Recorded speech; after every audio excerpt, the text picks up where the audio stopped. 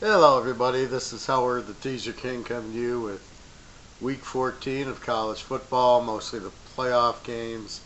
This should be the first round of the playoff games. These are like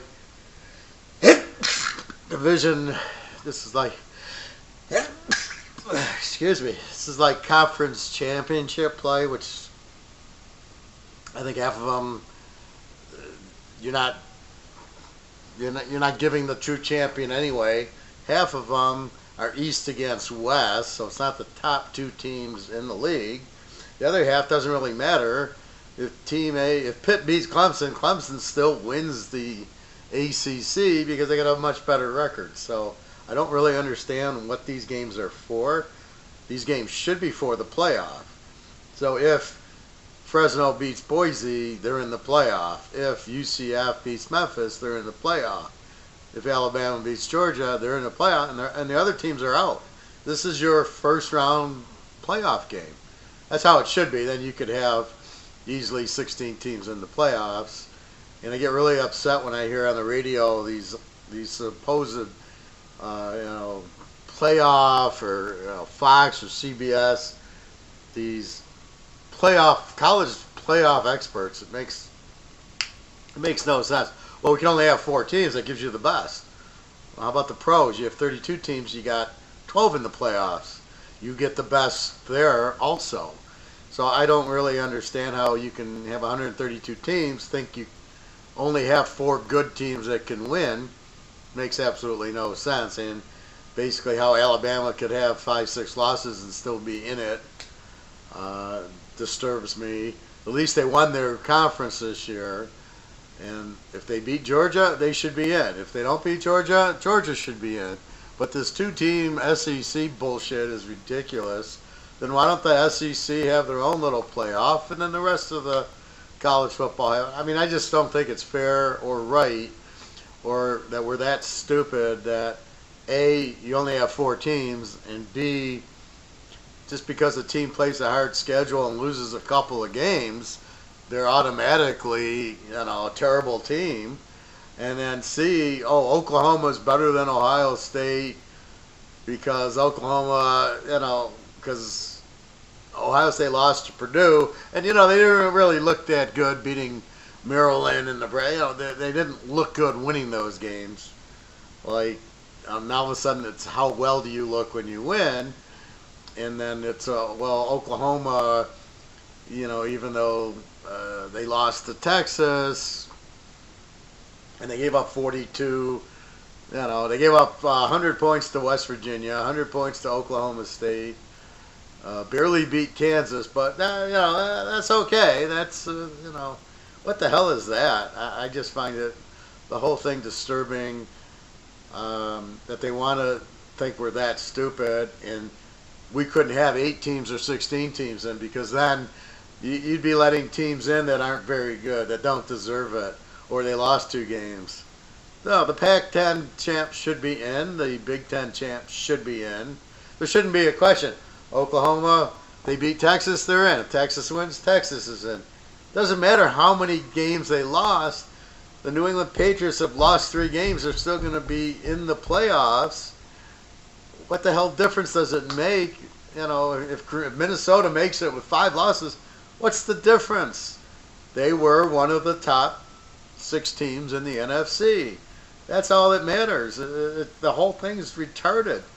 You can't have a 2-loss team. Why not? They had look at LSU. They had the hardest schedule I've ever seen, and they lost. They lost to Alabama, and they beat Georgia, and they just lost to Florida. So they're a 2-loss team, and with their schedule, they're a much better. They lost to Alabama head up, which I don't know what that means. I mean, in the pros, it doesn't matter. The New England lost to the Lions. What does that mean? I mean, I don't know. So, but they beat Kansas City. So, what does that mean? So LSU beat Georgia. So because they lost to Alabama, they're a 2-loss team. They're not good, even though they beat Miami and they beat Georgia and they beat Mississippi State and Miami, and It's so stupid. You got to go undefeated to be a good team. No, that's, look at Michigan, Ohio State, Michigan State, Penn State. You got four good teams. You're going to lose two games. That doesn't mean you're not a good team. Somebody has to lose the game. Somebody has to win the game. And if one team doesn't win all four, doesn't mean the team lost two games. They're bad. No, that's ridiculous. So I don't really understand it. You should have 16 teams in. This should be week one. The winner of these conference championship games should be in the playoffs. That would be roughly 1, 2, 3, 4, 5, 6, 7, 8, 9. That would be 9. Maybe I did it wrong. No, I'm including the MAC. So that would be 9 teams in. And then you have a couple, Notre Dame, who's not in a conference, is 10. And then you take, Texas, because Oklahoma and Texas. And then you get Georgia in because Alabama, they'd be the wild cards. That's how you get to 16. I don't know what's wrong with that.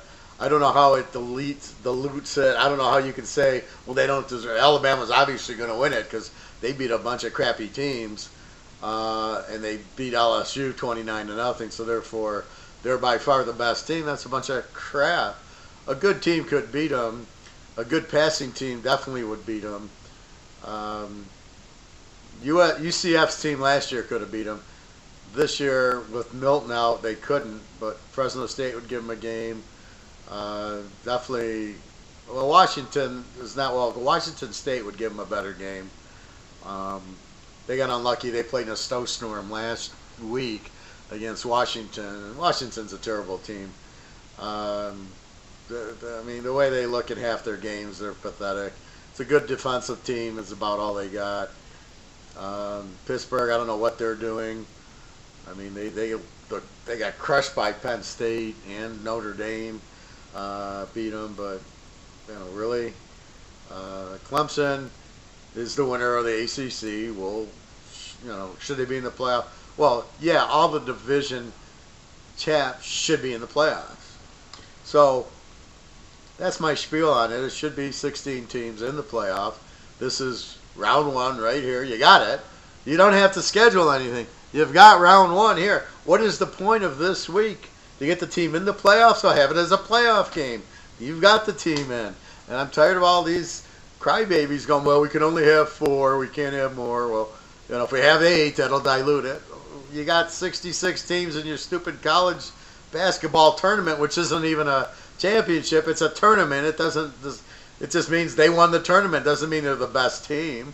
It's so stupid. So if you can have 66 teams in an NCAA basketball tournament to determine the champ, you're telling me you can't have at least the 9 or 10 division winners and a few wild cards to get 16 teams?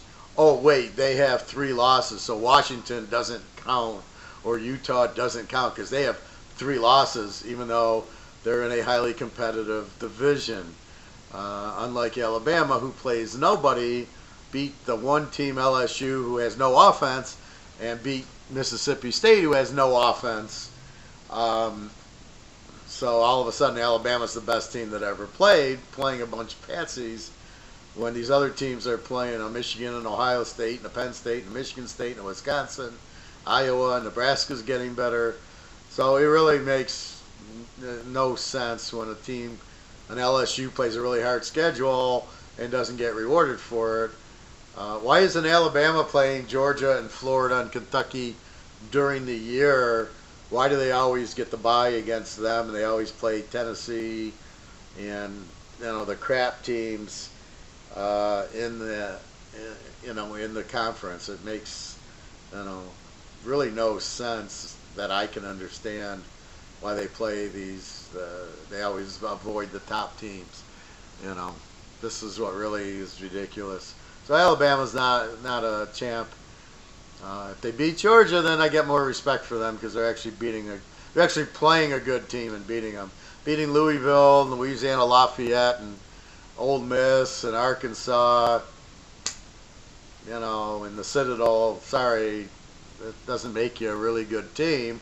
It makes you a good team against a weak schedule, and then that goes Well, then why doesn't all the other teams play weak schedules? Why doesn't the Big Ten say, you know what, Ohio State, Michigan State, why don't you, schedule Northern Illinois and the Citadel and Louisiana Lafayette? We won't play the conference because then we might lose a game, and we could all go undefeated and make the playoff because it's all about being undefeated, not playing a hard schedule. So it's just a joke. The playoffs a joke. The whole system's just rigged for the SEC. They're, I assume, running it, and that's why I'm surprised there's not 4 teams from the SEC. I'm surprised it won't be Florida, Georgia, Alabama, and LSU in the playoff. That's about how stupid it is. Clemson, they don't really play a hard schedule. Then teams like Washington and Washington State and Utah play a really hard schedule. They get punished. Oklahoma gets punished because they give up a lot of points. Ohio State gets severely punished for losing to Purdue, and beating Texas Christian on the road doesn't mean anything because, Texas Christian got a lot of injuries and therefore they're really not a good team, so it's really not a good win. But Alabama beating Louisville is a great win. Unbelievable how they can come up with logic that even makes any sense at all. All right, let's get to a pick here.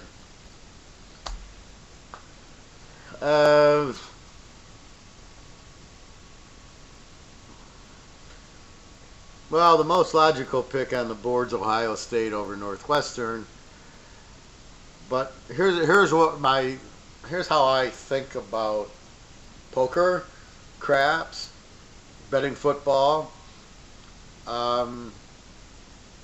Mostly betting football it's a new thing. It's a new hand in poker.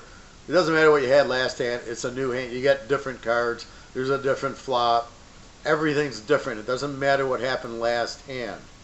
Now, yes, you can read a player who, I play a lot of 1-2, and because I like to attack after the flop. But what happens is, so I make my bet, and I notice the guy folds. He folds, and then he pulls a pair of queens and he bets 15. Well, I know exactly what he's got. He's got crap when he folds, and then when he gets a good hand, he bets. Okay, so I've learned from watching him. He tells me his cards 100% of the time, and most players are like that. So, because they're playing with their money. It's not like on TV where they're not playing with their money, or these fake tournaments where these professionals who, wink wink, aren't really professionals, go and they play with sponsors' money. So if they lose, they lose. I mean, if you gave me $100,000, I'll play poker all day with your money. But to ask them to have $100,000, I'm sure they don't. So my point is that with your money, so the football, every game is different. So Ohio State's not at home as a dog this week. They're not playing Michigan this week. They're on the road playing Northwestern this week. And so that's really what you have to look at, is in the individual who, what, and where. Right? So you've got different teams playing a different game in a different place. And so will Ohio State score 60 points on Northwestern? And the answer is probably not, but they put up a big number against Maryland. They put up a 26 against Michigan State, which I look at as the best defense. Michigan's defense, they put up a 60, which is a good defense, but a good matchup for Ohio State because they don't play zone. They play the man-on-man, and they obviously don't put enough pressure on the quarterback to bother them. Will Northwestern put pressure on the quarterback to bother them on these crossing routes? Because if they don't, it'll be a 60-point game. So when I look at it, so let's break this game down. I'll give you another game. I just wanted to use this as an example that Ohio State's not at home. Ohio State's not playing Michigan. So they're now a road team, and they're now a favorite, and they're now playing a Northwestern team. So if I look at the first stat, Ohio State scores 43 a game, gives up 25. They did give up 39 to Michigan. So even though they scored 60 points, they gave up 39 points to a team, Michigan, that scored 36. Now the impressive part is Michigan gives up 17 points a game, and they put up a 60 on them. And I say if you can put up a 60 on a defense like that, you can put up points on Northwestern. Now Northwestern has a weak offense. They only score 23, and they give up 21.7. They only throw for 230 a game. They only run for 115. They try to run some sort of a spread offense. They only get 352, 352 a game. Ohio State, on the other hand, throws for 350, runs for 180, and has a total of 544. So what you're looking at is,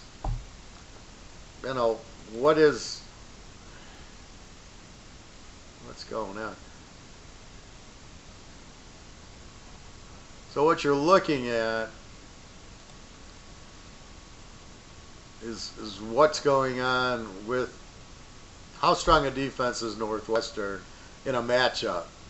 Are they going to stop the pass?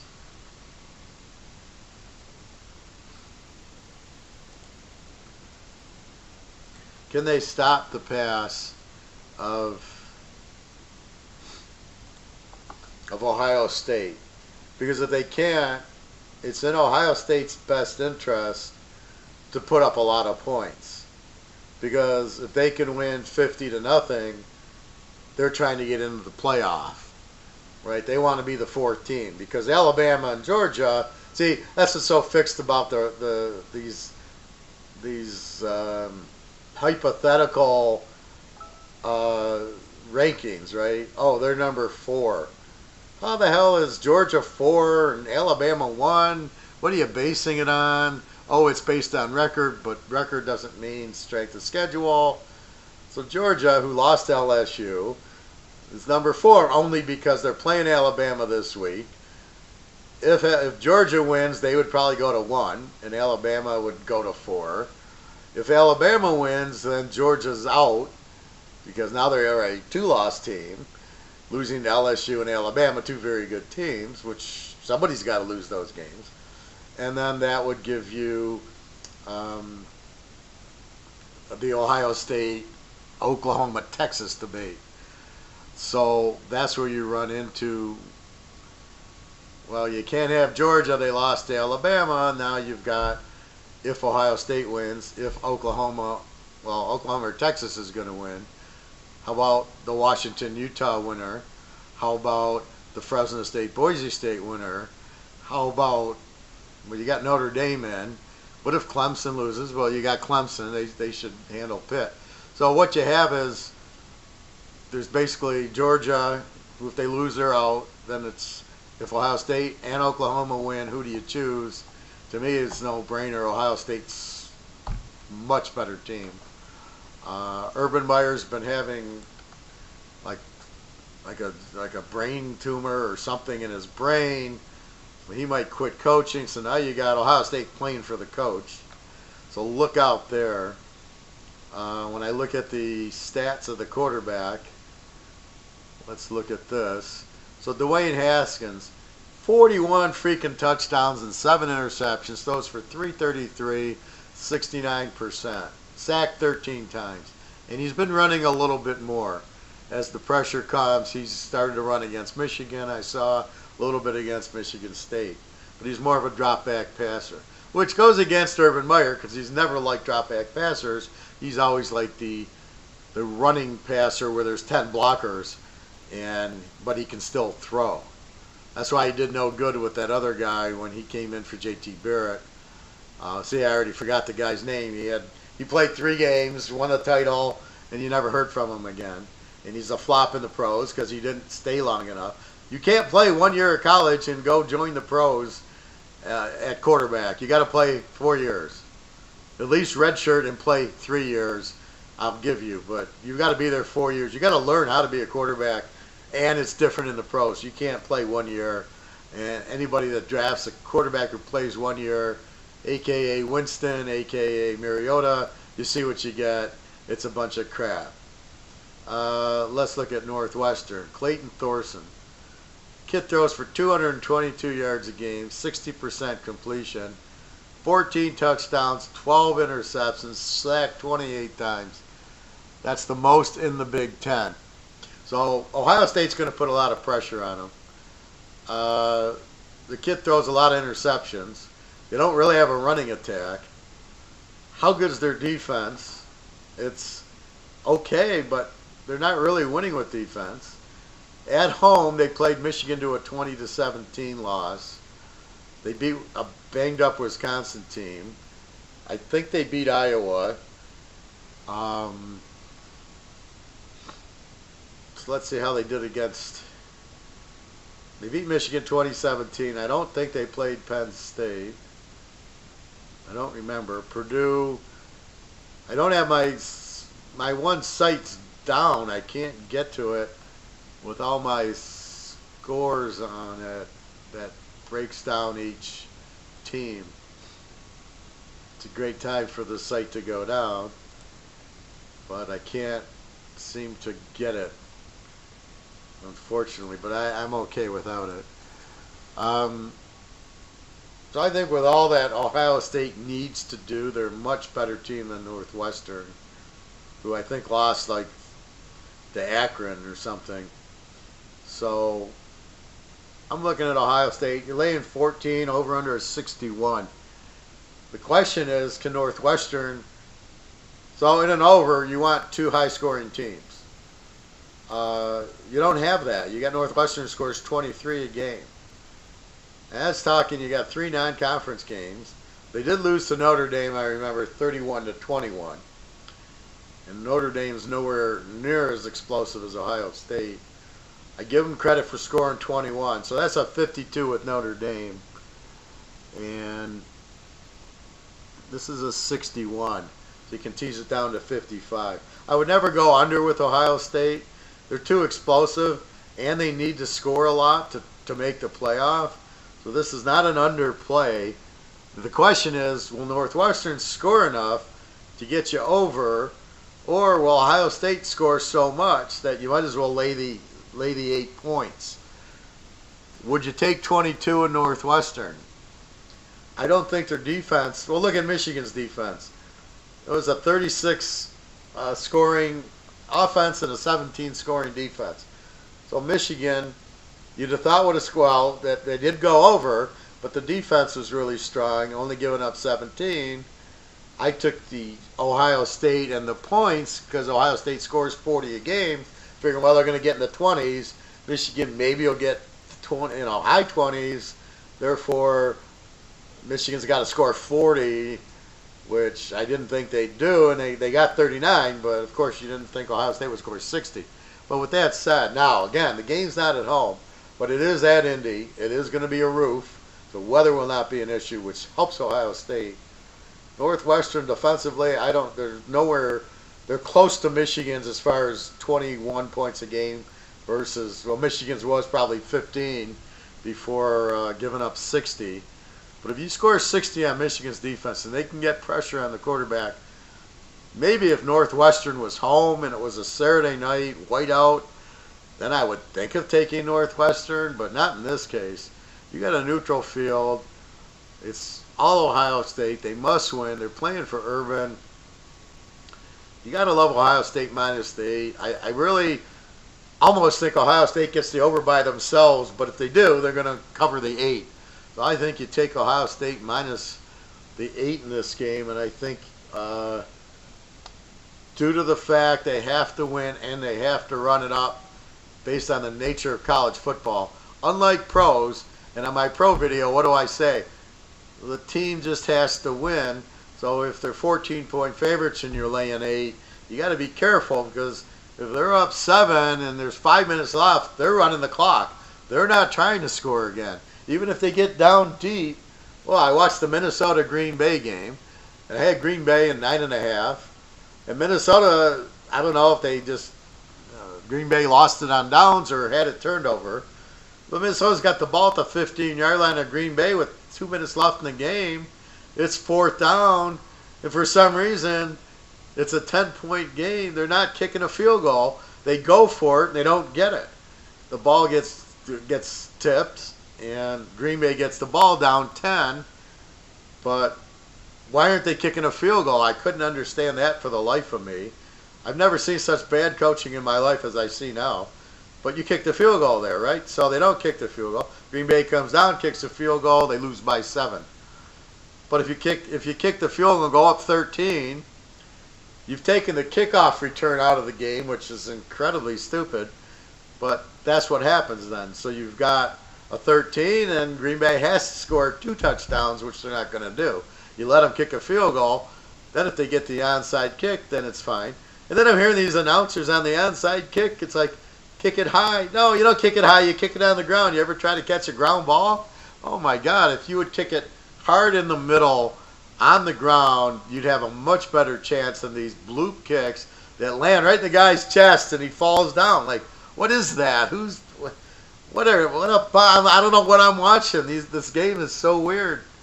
So anyway, in the pros, they'll sit on the lead and they won't try to score. In college, they have to. If Ohio State wins by only 10, they'll never make the playoffs.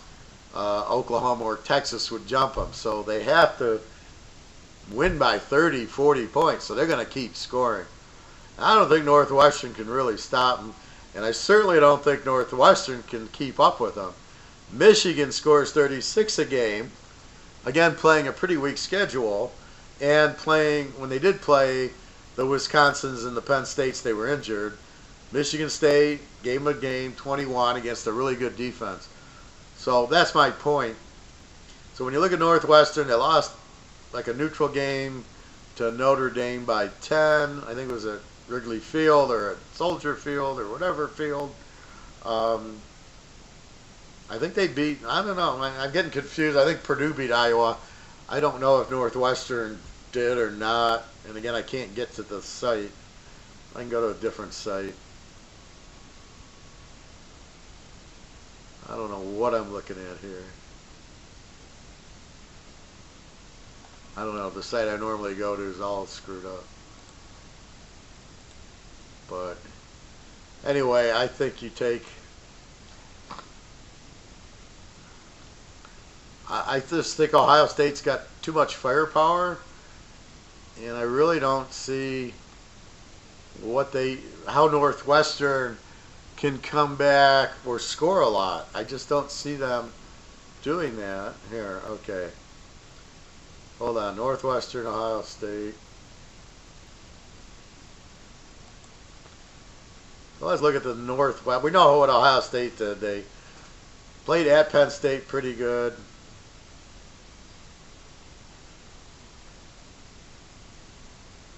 I mean, Thorson's just terrible. 14 touchdowns, 12 picks. They don't have a really good runner, so you can basically key on Thorson. Thorson, he doesn't really run. 67 for a minus 101, so that's mostly the sacks. Let me just quickly look at Northwestern's schedule.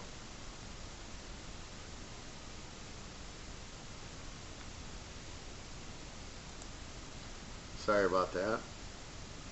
And you got to keep in mind this is a road game.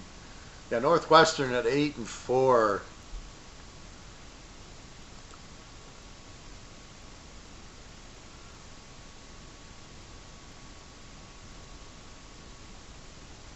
Just a second. Man, this computer's really slow. God almighty.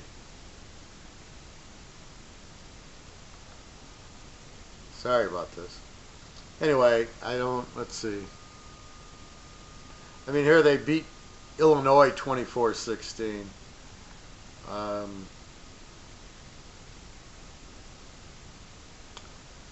mean, they're just such a weak team.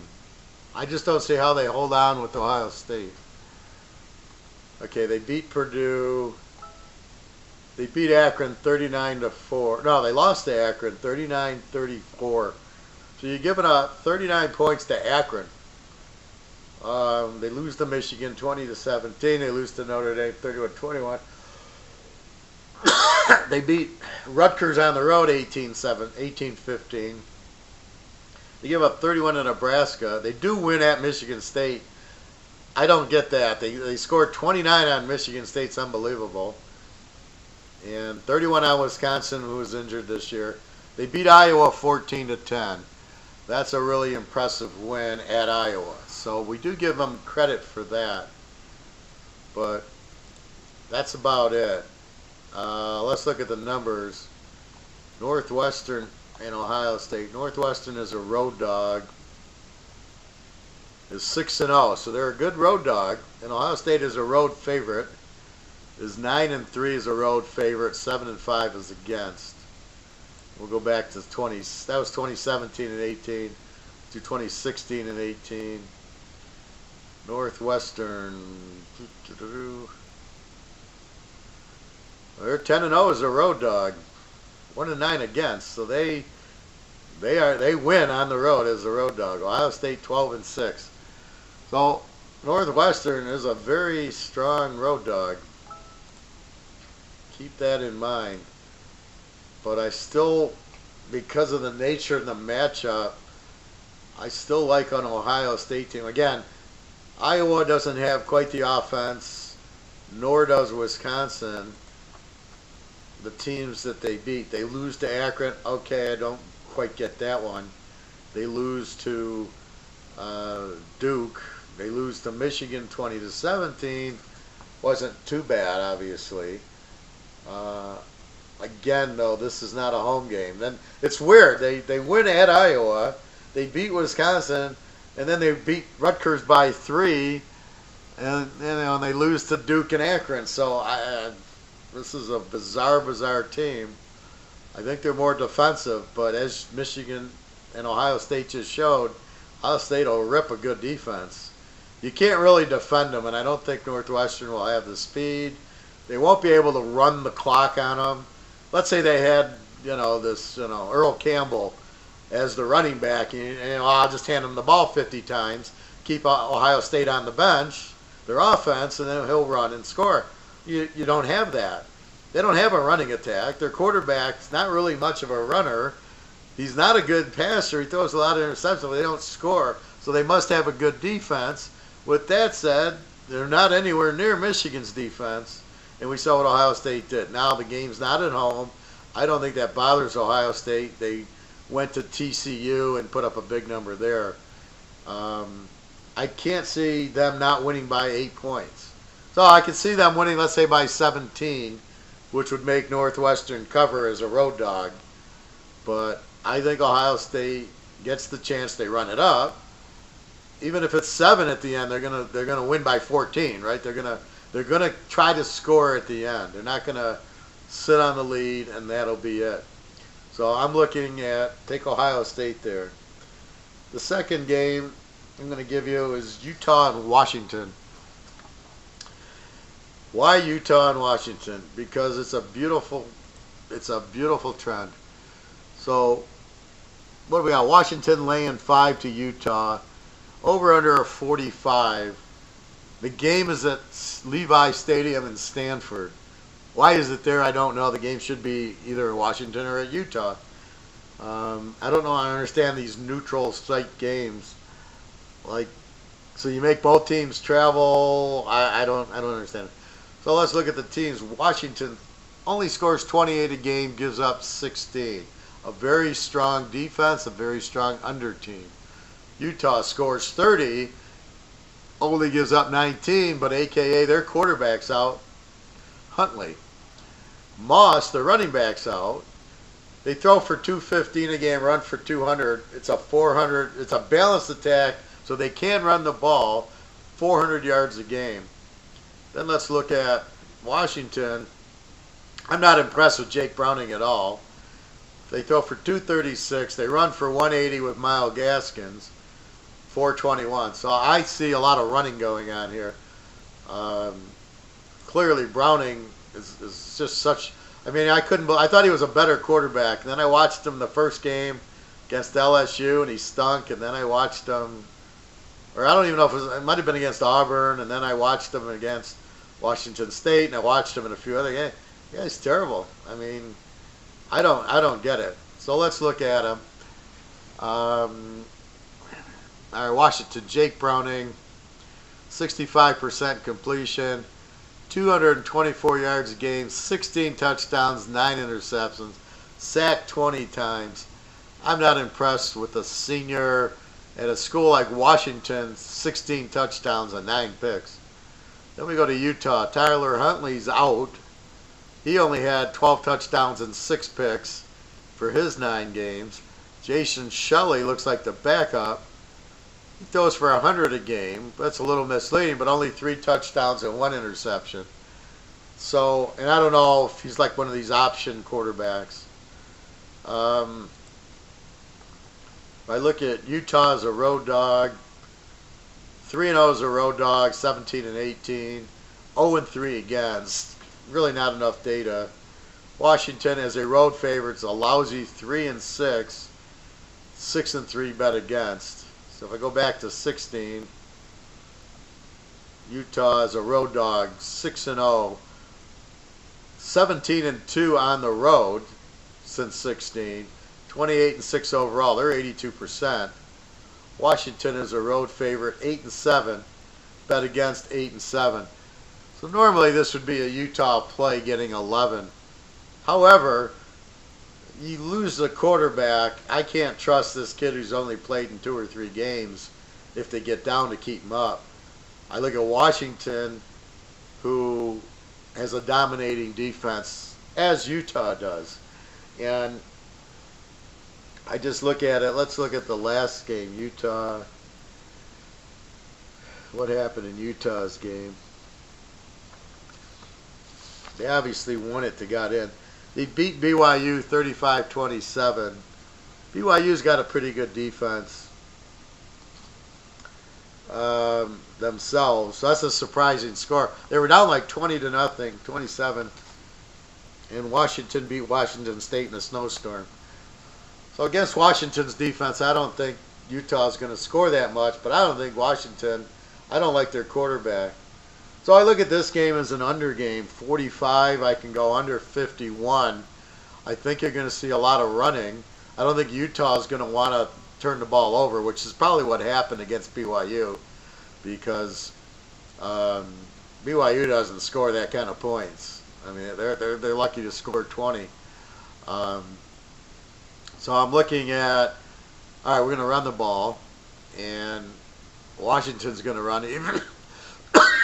Even if Browning throws it, he doesn't do much with it. So I look at 2 good defenses.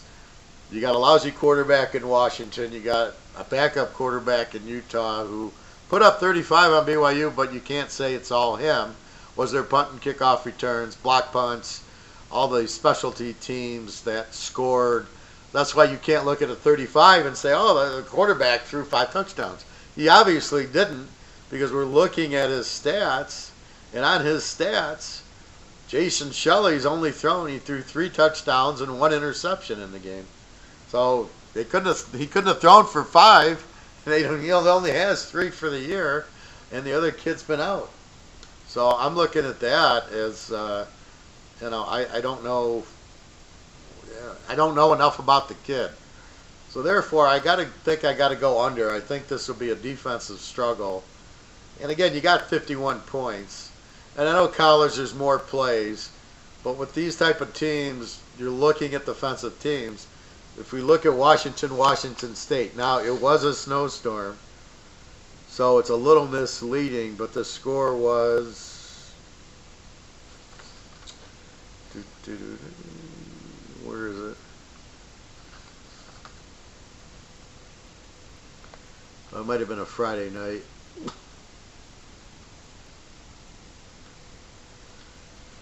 Here it is. Yeah, it was a Friday night game. 28-15. It was a 43.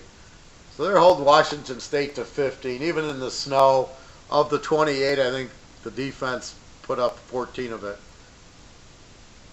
So even there, it's a 43 with a much more explosive Washington State team. Even in the snow, normally the offense has the advantage. So I look at it like that. I look at in these playoff type games with good defenses, they tend to be lower scoring because the coach then says, well, let's not take a lot of chances. We got this good defense. Let's let the defense win it. So that's my thought with the Washington-Utah game is it should be a low-scoring game. So you got Ohio State needs it to hopefully get in the playoffs. They got to win by a lot. Northwestern doesn't have the offense to stay with them. They're not at home. They did play Iowa well, but Iowa doesn't have the firepower of Ohio State. Urban's sick. This is his last game. We're all the bowl game. So what's really going to happen? And I just think the way they beat Michigan, just look out. I just don't. I don't see them. I see them making the playoff push. And you don't beat Michigan, put up 62, and then put up 10 on Northwestern. It doesn't work like that because Ohio State's got it going now. So look for Ohio State in a big win. Look for the under in the Washington game. Again, you can buy the rest of the year, $77. It'll take you through this week, starting Friday, the Buffalo game. And I think Utah-Washington is Friday. So you can play that, and then Ohio State Saturday, and then you got all the bowls and all the playoffs through the end of the playoffs, $77. Normally I charge $100 for the bowls and the playoffs, so I'm giving a little break there. And then I'm throwing in this week as like a playoff week. So everybody, so good luck to you. Again, www.teaserking.com, $77. Take you all the way through the Alabama-Ohio State final game. All right, everybody. Good luck to you. Have a great weekend.